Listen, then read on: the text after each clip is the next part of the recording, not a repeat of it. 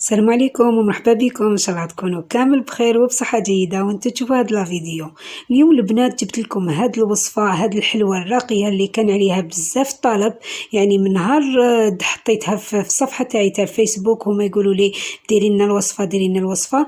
راني درتها هذه الحلوه الراقيه، راكم تشوفوا شكلها بزاف راقي، والبنه ما نحكي لكمش، يعني بنه هبال هايله، يعني ديروها الافراح تاعكم المناسبات تاعكم ولا تديها في يدك ما شحال كامل تحشمي بها، حلوة راقية وتحمر الوجه. نروحوا مع بعض نشوفوا المقادير اللي نحتاجوها لهاد الوصفة وكيفية التحضير تاعها. مشاهدة ممتعة للفيديو ونروحوا نديروها كيف.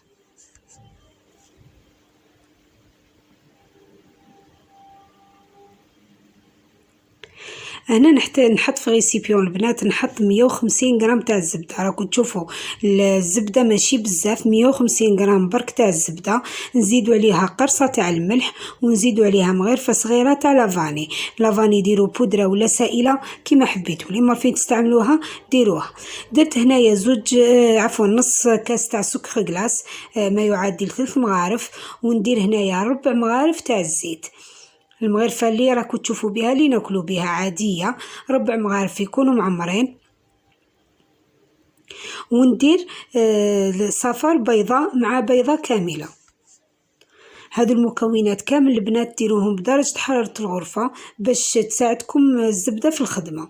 هنا نستعمل خلاط كهربائي، ولا حبيتي تستعملي غير يدك، هاد الوصفة تقدري ديريها غير بيدك. نخلط مليح حتى نتحصل على هذا الخليط اللي رايح الابيض والمتجانس.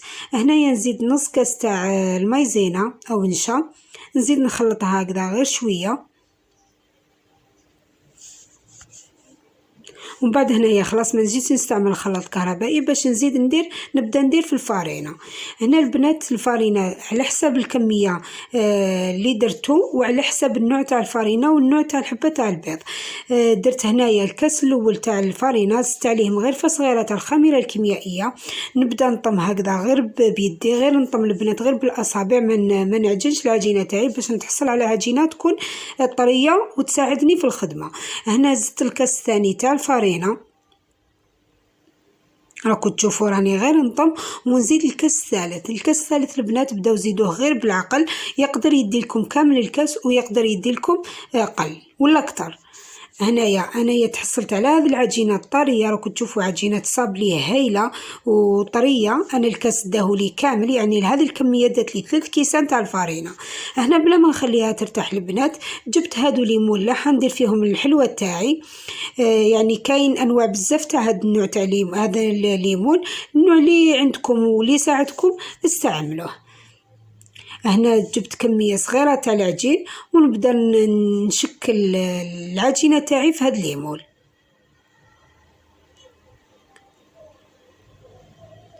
نعتذر البنات على صبعي، يعني راه نحرقت. هنا نجيب الموس ونحي كامل الحواف اللي زادولي على العجينه. البنات ما ديروش العجينه خشينه بزاف، على خاطرش ما تنسوش باللي العجينه تاعنا فيها الخميره الكيميائيه، وما ديروهاش رقيقه بزاف باش ما تتكسر لكمش. هنايا نبدا نعمر كامل الليمون تاعي حتى نكمل كامل الكميه اللي عندي. انا هاد الكميه تاع العجين دات لي، هاد الكميه تاع لاباط دارت لي 30 حبه تاع الحلوه، يعني 30 حبه مغلوقه، ما فضلتليش العجينه وما خصتنيش. هنا بعد ما كملتها كامل نشد فرشيطه ونثقبها ونديرها تطيب على درجه حراره كيما نطيبوا الصابلي يعني عادي. ومن بعد هذه المرحله نجيب العجينه اللي بقات لي كي عمرت الليمون تاعي، خيرت هذاك المول تاع الصابلي تاع حلوة الطابع ولا تاع الصابلي، المهم اللي يجي كقاعدة تاع في المول تاعنا. راكم تشوفوا الطابع يعني صغير. هنا حليت العجينة اللي بقات، حليتها على كيسين بلاستيكيين،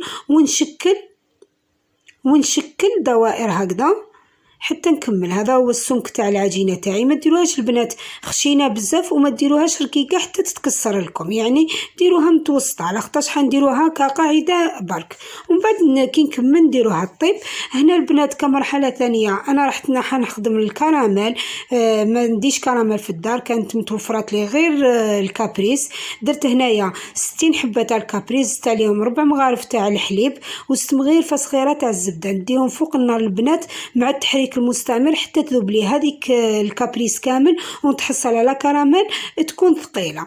هنا بعد ما طابت لي كامل الحلوه تاعي، هذا هو الشكل اللي تحصلت عليه. راكم تشوفوا هكذا تجي الحبه. نغلقها بهذيك القاعده اللي خدمت، ومن بعد نبدا نعمر الكوكيات تاعنا. هنايا هاد الكراميل اللي راكم تشوفوها هي هذيك الكابريس اللي خدمت. البنات اللي عندها كراميل اللي حبت النوع تاع كراميل تستعملها في هذه الحلوه. المهم تكون كراميل بنينه. راكم تشوفوا اللون تاعها شويه راهو فونسي على خاطر دعمتها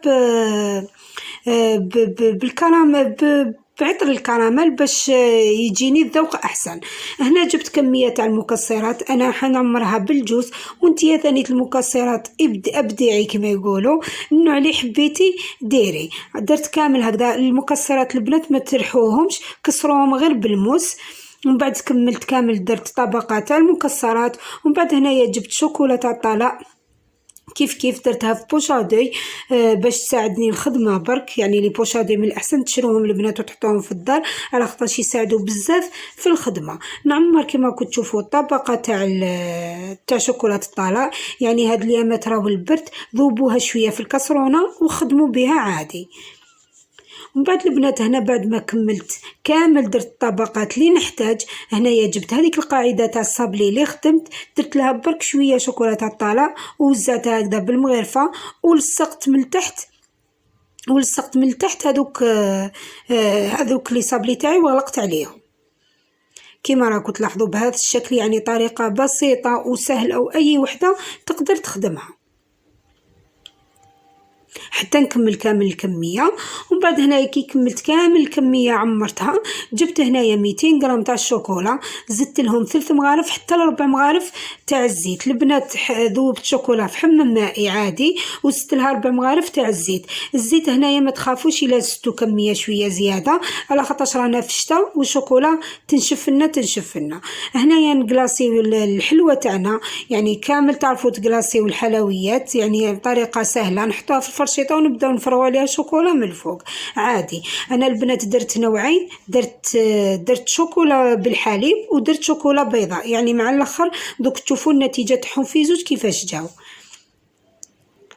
ومن بعد هذه الكميه تاع الشوكولا اللي بقات لي درتها كيف بوشادوي، ودرت هكذا خطوط صغار تاع خطوط رقاق تاع الشوكولا من الفوق بهذه الطريقه اللي راكم تشوفوا. يعني طريقه سهله برك خدموا بزاف على خاطرش رانا في البرد. شوكولا دقيقه تنشف لكم في الكيس بلاستيكي. ومن بعد البنات هنا كتزيين جبت شويه تاع حبيبات تاع البندق، كسرتهم هكذا على زوج، درت شويه شوكولا ولصقتهم هكذا بهذه الطريقه.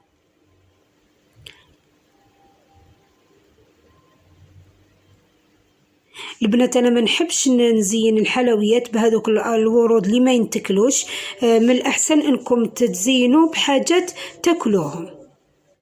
وكتزيين اخر البنات هنايا درت قطعه من الورقه الذهبيه، ومن بعد نكملوهم ونديرهم في الكيسات وتشوفوهم في صحن التقديم مع بعض. نشوفوهم كامل كيف. يعني هذه الورقه الذهبيه تزيد يعني شكل شباب للحلوه تاعنا بهذا الشكل. دوك نشوفوهم في صحن التقديم. راكم تشوفوا البنات هذه النتيجه الراقيه اللي تحصلنا عليها. يعني الشكل رائع وبنا بزاف بنينه. راكم تشوفوا درت كما قلت لكم مع الاول، درت بالشوكولا بالحليب ودرت بالشوكولا البيضاء. يعني في زوج يعني الشكل في زوج جا مليح والذوق في زوج جا هايل. راكم تشوفوا الشكل تاعها كيفاش جا. راني نوريها لكم هكذا عن قرب. هذه اللي درتها بشوكولا بالحليب، وشوفوا ثاني اللي درتها بالشوكولا البيضاء ثاني جات بزاف هايله وجات بزاف راقيه. يعني هاد الحلوى بصفة عامة يعني ماشي مكلفة بزاف. تخرج لكم كمية مليحة غير ب150 غرام تاع الزبدة، والشكل تاعها يعني يحمر الوجه. دوك تشوفوا نقسم لكم حبة لداخل حبة وتشوفوها كيفاش جات لداخل وكيفاش جات لاباط، يعني جات بزاف طرية. دوك تشوفوها معايا، انا حنقسم لكم حبة.